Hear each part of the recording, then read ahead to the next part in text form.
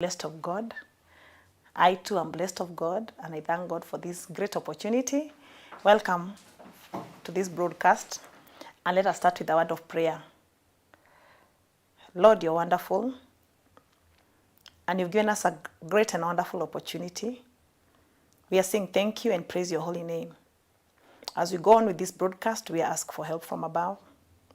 Strengthen us and give us the very daily bread. As your word is food for our spiritual man, strengthen our spirit man as we partake of this word. In Jesus' name we pray. Amen. Amen. Hallelujah. Praise God once again. So our word today is based on the book of Jonah, and the topic is, where are you going?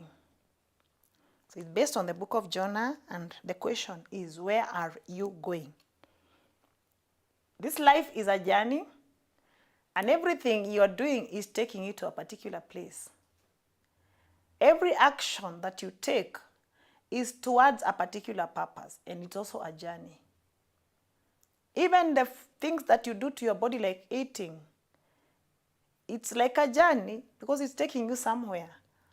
You may eat too much, and your body takes in what it takes in, and there's extra. That extra is taking you on a journey of weight gain.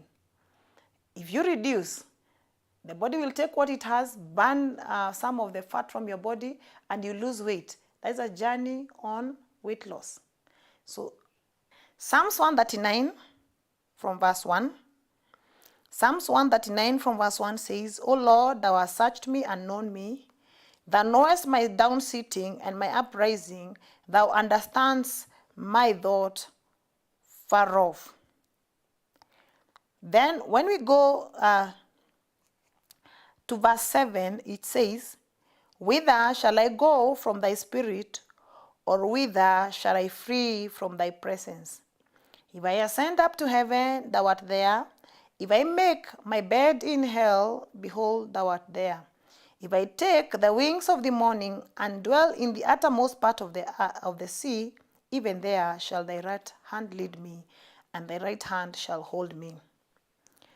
The psalmist, by the name of David, the king, he recognized that there is nowhere that he could run that the presence of the Lord was not with him.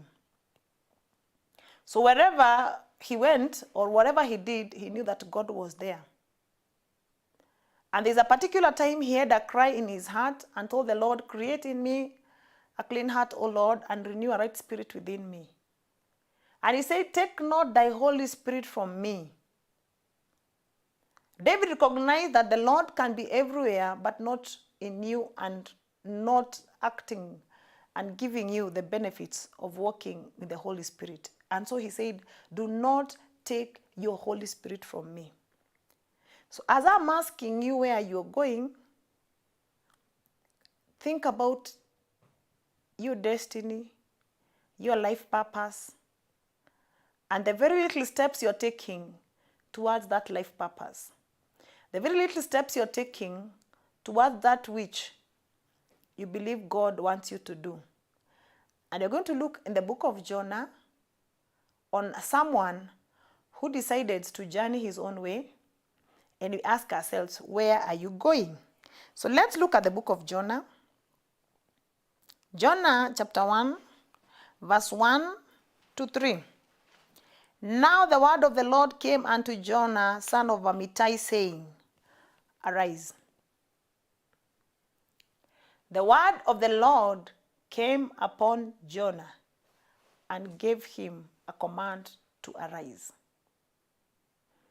or gave him a message to arise. Every moment you wake up in the morning, you wake up because the Lord is the one who has given you that new day. And as you wake up, you are arising, and there's somewhere that you're going. So I'd like to ask you to ask yourself, when you woke up this morning, whose voice did you hear? But as you are rising, which voice did you hear telling you to go? And where is it that you're going? So if you are arising and arising in the name of the Lord will tell you to go. It could be a very simple instruction to go to your neighbor, go to work, go to the hospital, go to this area, it is a small command, but is indeed a command of the Lord telling you to arise and go. So Jonah, the instructions of the Lord was, arise and go to Nineveh, that great city. The command of the Lord was, arise and go to Nineveh, that great city. It is not the place Jonah would have wanted to go. Ninevites and the Israelites did not have very good relationship. So the Ninevites were people that Jonah would not have wished that God would send to them. God in his wisdom sent him to Nineveh. Verse 3, we are told, but. When we see the word but, it tells us that a different direction is taken. So instead of, we can say instead of. So God says, arise and go to Nineveh. And instead of that, Jonah decides otherwise. So what happens? But Jonah rose up. Hallelujah. The rising up is still there. It's the Lord that helps us to rise up. So in the same case here, God has helped Jonah to arise. And Jonah rose. After he rose, we are told he rose up to flee unto Tarshish from the presence of the Lord and went down to Joppa and found a ship going to Tarshish. So he paid the fare thereof and went down into it to go with them unto Tarshish from the presence of the Lord. The application of this word today in our lives, or what we are learning from that, number one is that Jonah went. I believe there is an implication of his going, because he's saying going down. Geographically, maybe according to altitude, it looked going down. So he's saying he went down to Joppa. And then even when he got the ship, the entering of the ship was going down. So I get a significance here that when you are going away from what God has sent you, you will go down, not just once, you'll go down even twice. So it's a going down and down. And I can even say down and down and down and down. So Jonah went down, down, down. He went from the presence of God. He went from the presence of God. That when the Lord gave him command, he was with God. The presence of God was with him.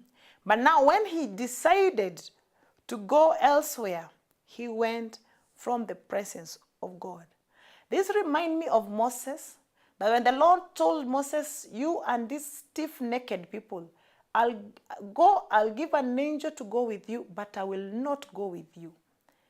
Moses cried and told God, unless your presence goes with us, we shall not leave from this place. Here we are seeing a different scenario of someone who doesn't have that insight, and instead of crying for the presence of God, he decides to go and take a different route apart from what God had sent him to go. So he is going from the presence of the Lord, and we are told that he went down, down, and down. And so in verse 4, but the Lord sent out a great wind unto the sea, and there was a mighty tempest in the sea, so that the ship was like to be broken. Then the mariners were afraid and cried every man unto his God, and cast forth the wares that were in the ship into the sea, to lighten it of them. But Jonah was gone down into the sides of the ship. He lay and was fast asleep. I mentioned about going down. He goes down into Joppa. The entering of the ship, he's also going down. And even when he's in the ship, he still even goes down further. So there is still a further going down into the ship. So the Lord sent a great wind into the sea. The entire heavens and earth are the creation of God. And the mountains and the sea, they obey the voice of the Lord. So here the Lord commands the sea. And the sea sent great wind. There is a mighty tempest. We are told in the sea there was mighty tempest. And there was trouble in the sea.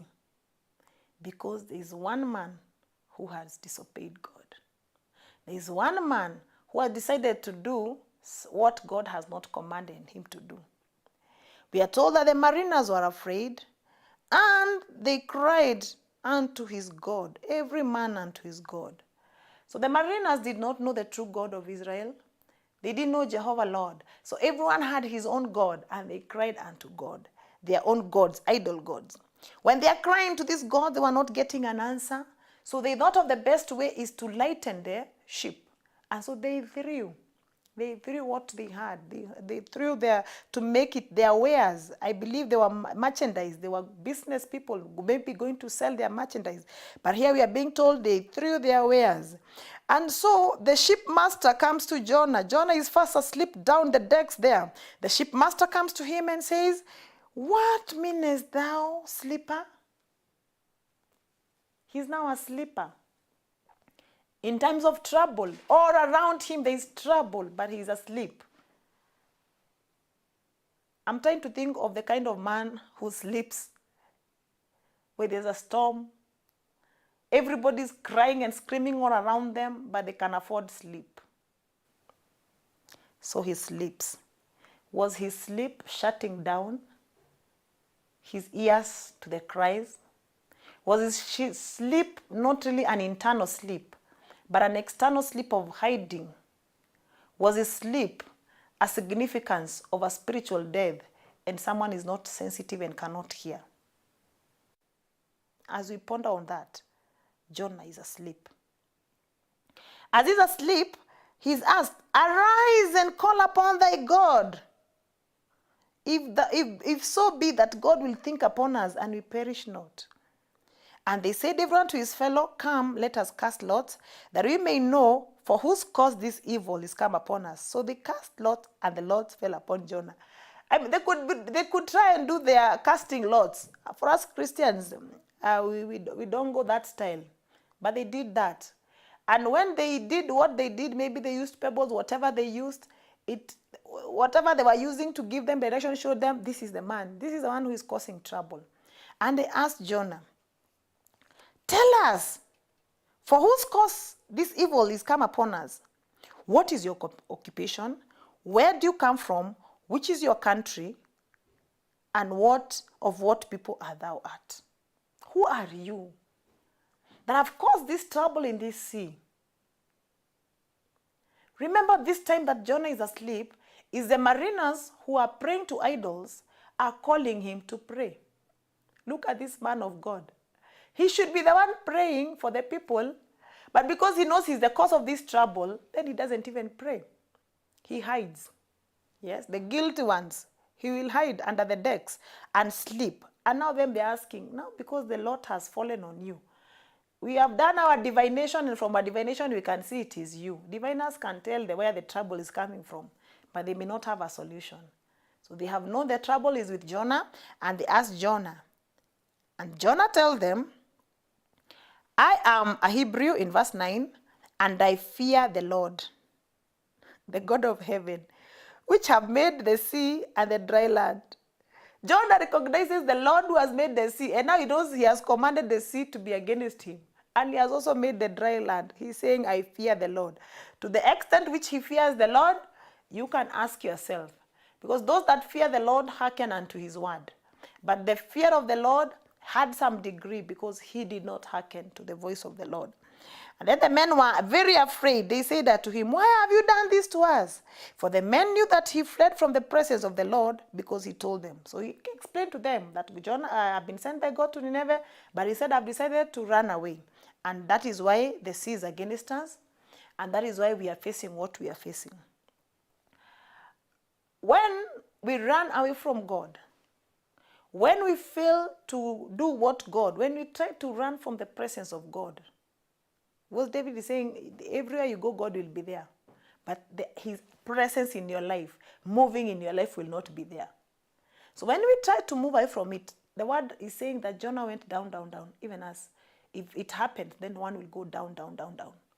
So let us beware that we will not try to run away from the presence of God. Jonah went down, down, down, down. Down to Joppa, down to the ship, down to the deck.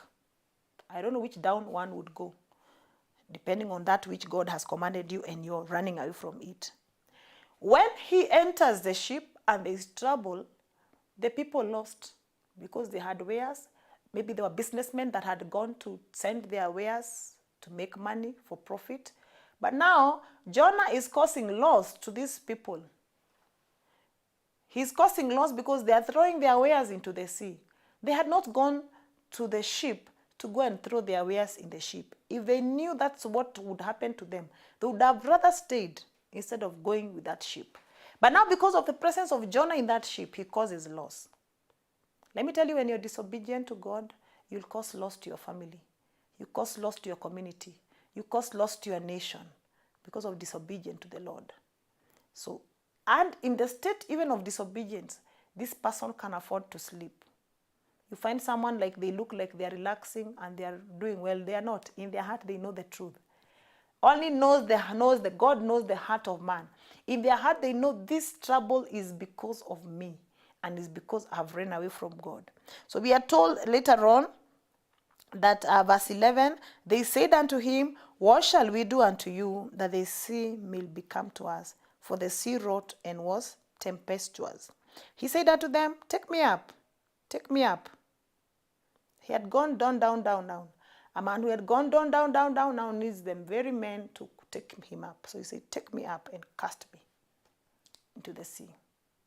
Take me up, cast me in the sea, so that the sea shall become unto you. For I know that for my sake this great tempest is upon you. Nevertheless, the men rowed hard to bring it to the land, but they could not, for the sea wrought and was tempestuous until against them. And therefore they cried unto the Lord and said, we beseech thee, O Lord, we beseech thee, let us not perish for this man's life. And they lay not upon innocent blood, and lay not upon us innocent blood. For thou, O Lord, hast done as it pleased unto thee. So they took Jonah and cast him forth into the sea, and the sea ceased from her raging. We are told, then the men feared the Lord exceedingly. The Lord is the one who is in control. The Lord is commanding the sea, and the sea rages. And once Jonah tells them the truth, the messenger of God, God's message will still be preached. I know Paul said that some preach out of envy, some preach, with their desires, but the word is preached. So Jonah here, the preaching that Jonah preached this day was not a preaching because he was very obedient to God. Was a preaching because he has been found in a situation. And still in him, the seed of God is still in him. And so he can tell them that I fear the Lord. And he's saying, now for you to have peace in this sea, throw me into the sea. These people did really not, they did not want to throw Jonah into the sea.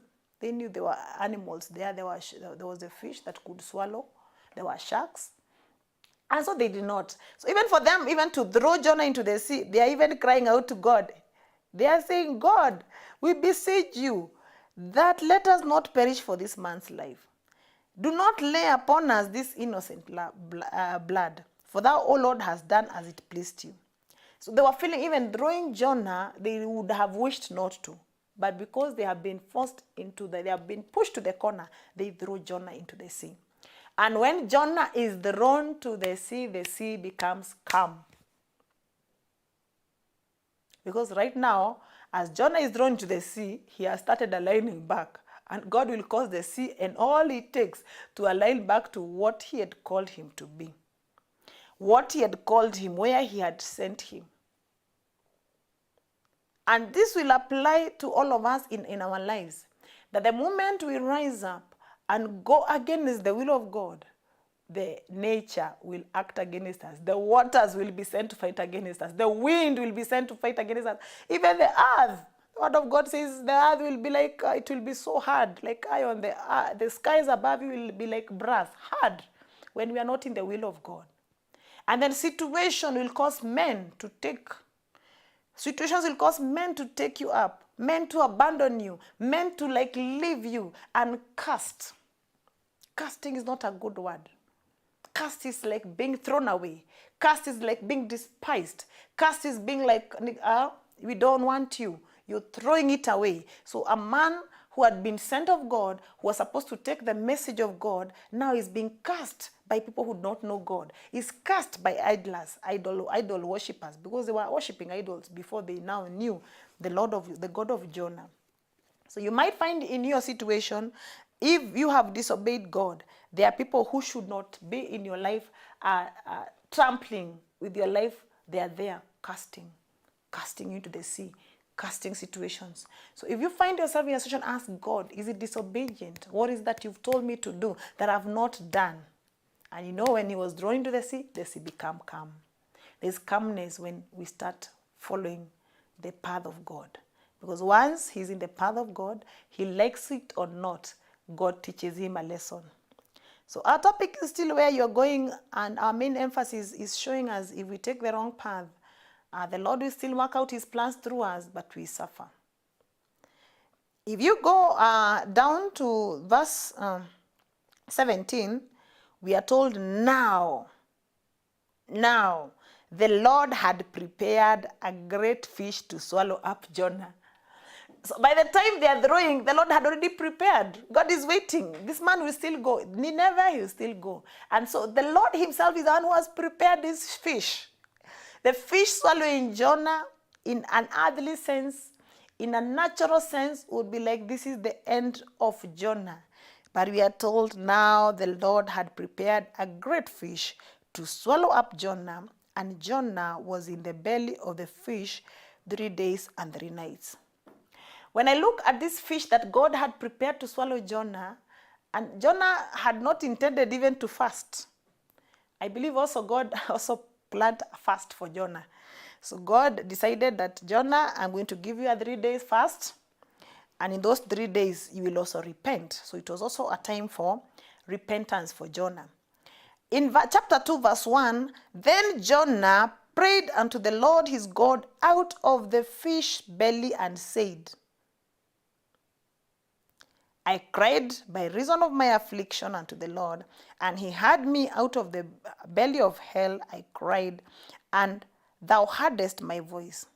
For thou hast cast me into deep sea, in the midst of the seas, and the floods compassed me about, and all thy billows and thy waves passed over me. Then I said, I am cast out of thy sight. Yet I will look again toward thy holy temple. If you look at that, Jonah chapter 2, you will see the prayer of John. The prayer of Jonah. Jonah in verse 7 is saying, when my soul fainted within me, I remembered the Lord.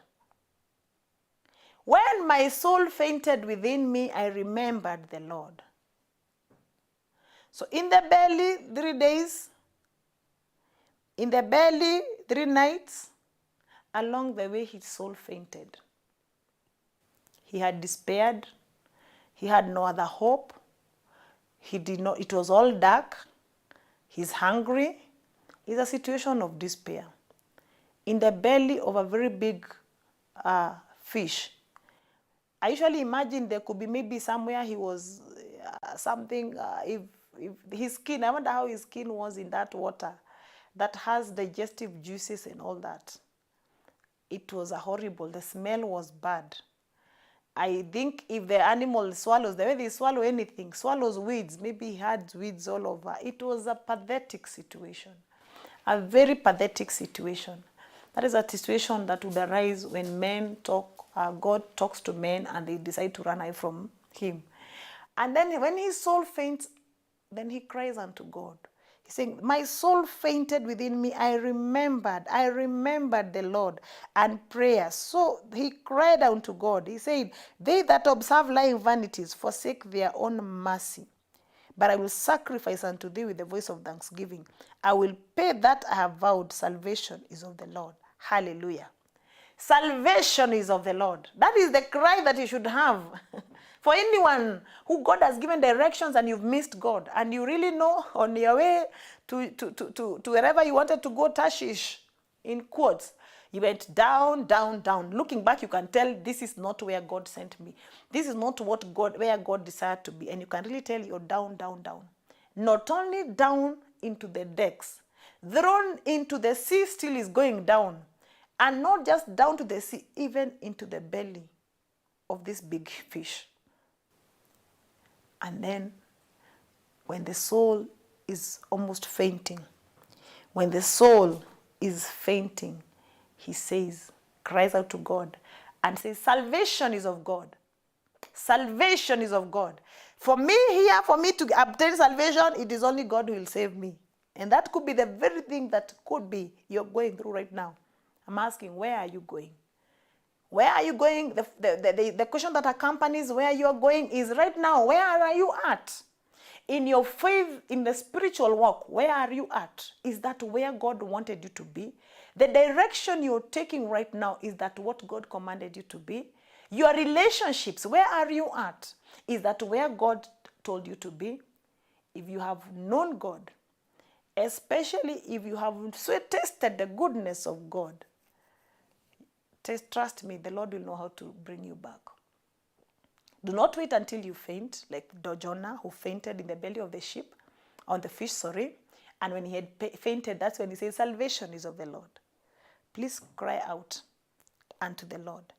We are told the whole story finally, how Jonah went. And after he went, he even talked to Nineveh. He preached them, and they repented. And also the Lord saved Nineveh. God could be calling you to a place that you're going to save some people, but you think they don't deserve it. May God open your eyes to see, to understand, and to know. You who do not know God, where are you going without God's direction? Which direction is your life taking? Your own. A man's heart is so wicked. His imaginings are wicked. God says that man's ways are so far from my ways. His thoughts are so far from my thoughts. When you're not connected to God, every thought you think about your life is so far away from God.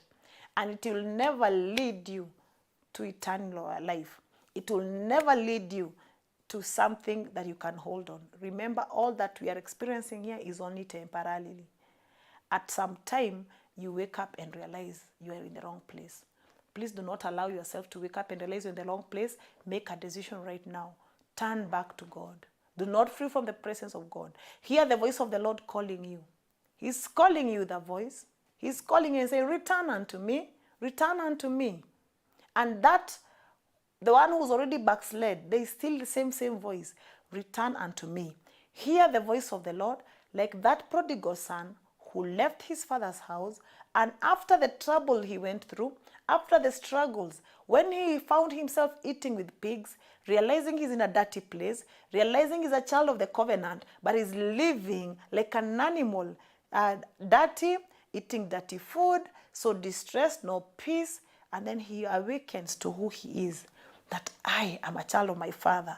Today, the Lord is reminding you that you're a child of the Father. What you need is to return to the Father and let him send his messengers to clean you. Remember when the prodigal son came back, the messengers were told, bring the ring, put him clothes. The Lord himself will send help, and you're going to be cleansed, and you're going to be returned to be back to the Father's house. There is no other better place.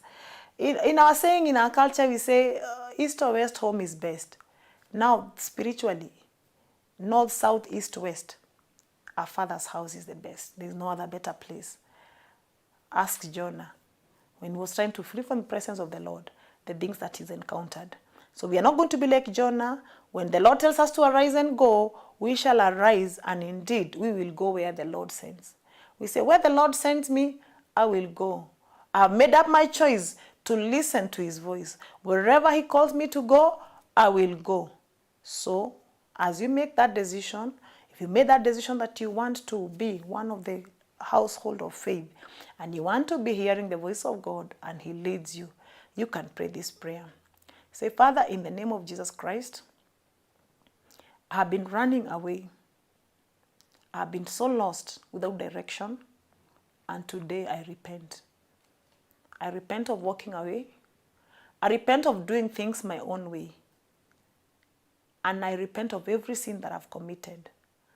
Today, deliver me, save me. By the blood of Jesus Christ, purify me and make me one of your own. Help me, Lord, to be of the household of faith and walk with me. In Jesus' name I pray. Amen. So if you prayed that prayer by faith, you have been made to be one of his through the blood of Jesus Christ, and now you're of the household of faith, we encourage you to visit a church where you are going to have fellowship. We also encourage you to come and visit us. We are Faith Family Chapel, situated at Meru Maua Junction, at Ruili Junction, Meru Maua Highway at the Ruili Junction. Our services on Sunday starts at 10 a.m. You're very, very much welcome. And if you're far, we are asking that you look for a church that is near you. Ask the Lord to guide you. When an impression comes to your heart, visit that, and as you grow, the Lord is going to guide you on even how to identify, on how to go about even serving God in the church. So God bless you. It's been good talking to you. And with this word, be settled in your heart that you are going where the Lord is leading. You are going where the Lord is leading. The question is, why are you going? Then the answer will be, I'm going where the Lord leads me. Hallelujah. He leads you because you're a sheep that hears his voice. So God bless you and have a beautiful evening. Till next time, kwaherini.